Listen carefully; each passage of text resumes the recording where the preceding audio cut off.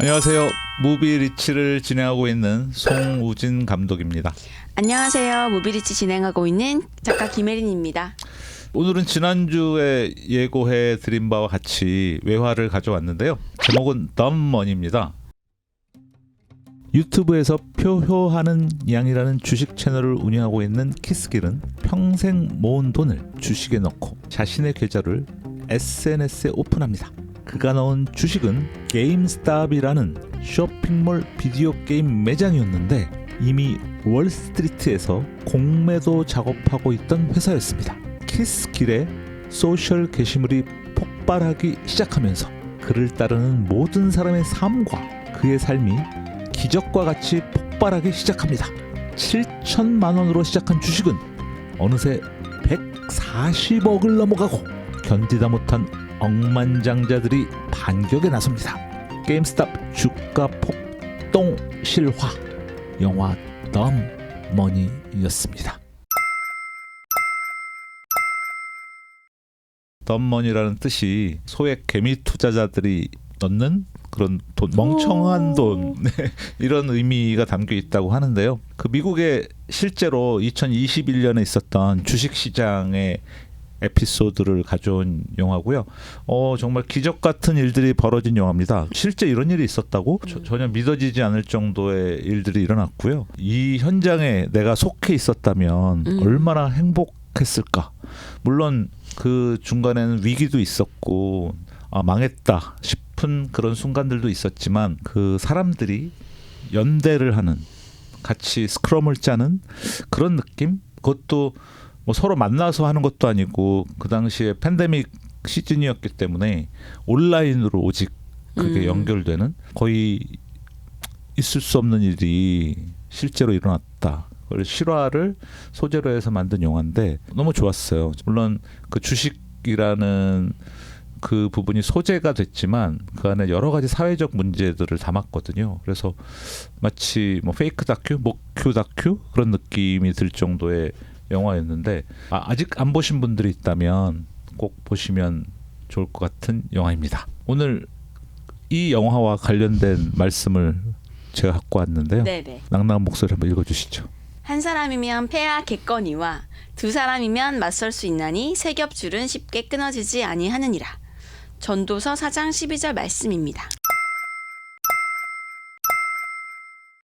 이 말씀은 제가 정말 좋아하는 말씀 중에 하나인 것 같아요. 사실 우리가 혼자서 이 세상을 맞서 싸워 나간다면 얼마나 나약한 인간이겠어요. 물론 이제 자기애가 너무 강해가지고 내가 다 할 수 있어 뭐 이런 분들도 있겠죠. 하지만 저는 그렇진 못해가지고 모든 일들이 같이 협력을 해야 되고 세 겹줄은 끊어지지 않는다.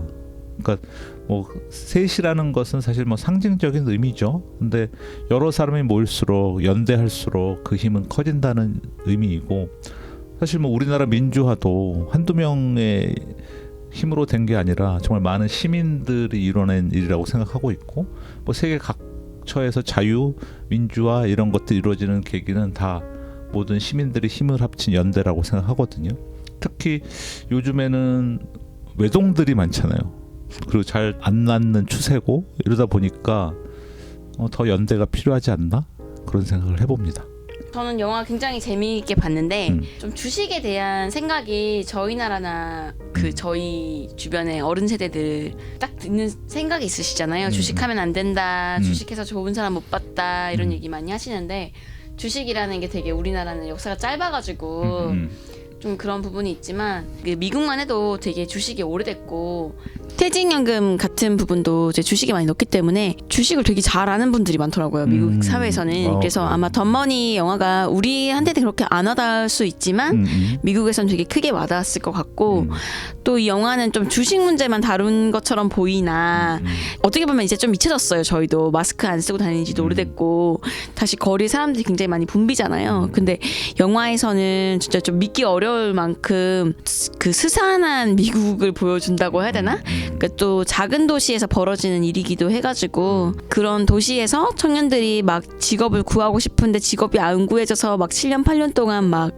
괴로워하고 학자금 대출 때문에 빚이 너무 많고 엄마 아빠가 막 자식을 계속 먹여 살려야 돼가지고 직장을 다녀야 되고 막 이런 내용들이 막 나오거든요. 근데 그런 게 비단 한국의 문제만은 아니구나. 우리 집만의 문제는 아니구나. 모든 세계가 다 같이 겪고 있구나. 이런 생각 조금 하게 되는 부분들이 있어서 어떻게 보면 되게 위로하고 공감하면서 많이 봤던 것 같고요. 말씀은 뭐 물론 이제 한 사람이면 당연히 안 될 일이고 다 같이 주식이 오르면 한 명만 팔면은 이게 다 끝나는 일인데 다 같이 막 더 오를 거야. 우리 기다려보자. 우리 뭐 공매도 하는 이런 자본과 세력을 우리가 이겨내자. 막 약간 이런 내용인데 자본과 세력도 3명 이상 모였는데 그렇죠. 왜 그렇게 됐을까? 믿음이 부족했나? 선하지 않았나? 뭐 잘 모르겠지만 정의가 승리하기 위해서는 그냥 일반인들의 눈물이 진짜 많이 필요하고 괴로움이 진짜 저렇게 뿌려지겠구나.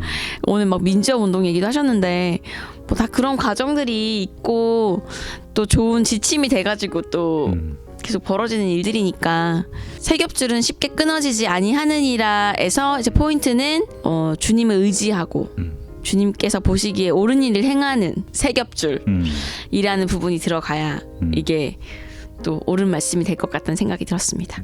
우리나라 뭐 주식 시장이 뭐 안전하다 뭐 이렇게 생각할 수 없고 또 요즘에 뭐 코인 뭐 이런 것들 때문에 어떤 사회에 안정적이지 않으면 이런 쪽이 발달할 수밖에 없잖아요. 그러니까 취업도 어렵고 막 이러면 갑자기 내가 적은 돈으로 많은 돈을 벌 수 있는 방법이 뭘까?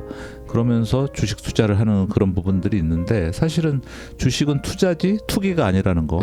이게 투자가 아니라 투기가 되면 물론 딸 때도 있지만 잃을 때도 있다. 그것도 생각해 보셨으면 좋겠고.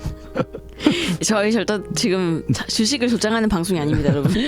아니 저는 뭐 개인적으로 그런 생각하고 있고 네네. 어쨌든 저희가 모르는 미국 증시 시장을 볼 수 있었고 일어날 수 없는 그런 기적들이 일어난 몇 년 전이다. 그게 바로 어쨌든 영화는 주식이 소재지만 그 안에 사회 문제들을 많이 다루고 있기 때문에 다시 한번 우리를 돌아볼 수 있지 않나. 사실은 뭐 팬데믹 때문에 그 돌아가신 분들도 꽤 많잖아요. 맞아요. 뭐 그분들이나 그분 가족들의 대해서 이런 이야기를 하면 굉장히 화가 나실 수도 있을 텐데 어쨌든 이번 팬데믹을 전 세계적으로 일어난 일이고 그래서 우리 삶을 한번 리셋하면서 다시 돌아볼 수 있는 기회가 아니었나 이런 생각이 들고 또 앞으로 만약에 또 이런 팬데믹이 온다면 어떻게 또 대처하는 것이 옳은 것인가? 뭐 이런 것도 한번 생각해 봐야 되는 문제 아닌가?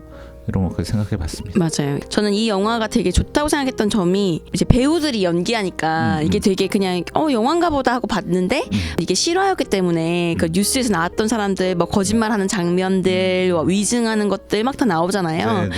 아 정말 이게 벌어지는 일이구나라고 해서 이 영화의 허구를 이용해가지고 우리 현실에 더 가까운 그런 문제점들을 소구해낸다는 게 되게 저는 인상적이었거든요. 네. 그래서 그런 것들도 한번 영화로 경험해 보시면 좋을 것 같아서 이 영화를 추천하고자 합니다. 마지막으로 갑자기 한 영화가 떠올랐어요.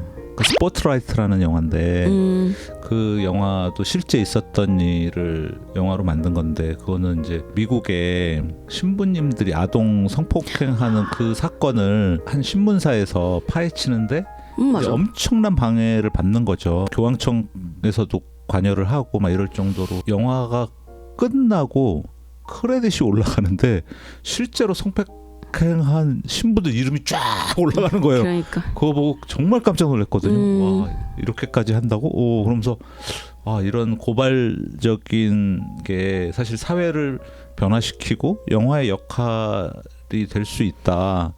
사실 우리나라 도가니 영화가 작가분이 썼을 때까지만 해도 그렇게 큰 문제를 일으키지 않았지만 공유가 군대 있을 때 보고 이 영화를 만들었으면 좋겠다 해가지고 만들어진 영화거든요. 역시 우리 공유 오빠. 그래서 그 문제가 됐던 학교는 폐쇄를 시켰죠. 아예. 예. 사실 영화가 사회적으로 하는 작용들이고 또 이번에 우리 뭐 곁에 있었다고 할 수 있는 배우가 어쨌든 안 좋은 선택을 해갖고 우리랑 더 이상 같이 할 수 없고 그분의 작품을 다시 볼 수 없는 이성균 씨 사건 같은 경우도 거기에 대해서 수사나 뭐 다른 이런 부분들에 대한 문제점을 지적하기 위해서 문화인들이 모이고 영화인들이 모여서 거기에 대한 뭐 성명도 발표하고 했잖아요. 영화인들이 이 세상을 향해서 쓴소리를 하고 그런 일들이 다시 벌어지지 않도록 하는 순작용을 하고 있다고 생각합니다. 저희 프로도 어쨌든 예수님의 메시지를 전하기 위해서 하고 있는데 그런 순기능이 계속 일어났으면 좋겠습니다. 오늘 들어주셔서 감사하고 또 다음 주에 좋은 작품 갖고 만나뵐 것을 약속드리면서 오늘은 여기서 인사드리겠습니다. 안녕. 안녕.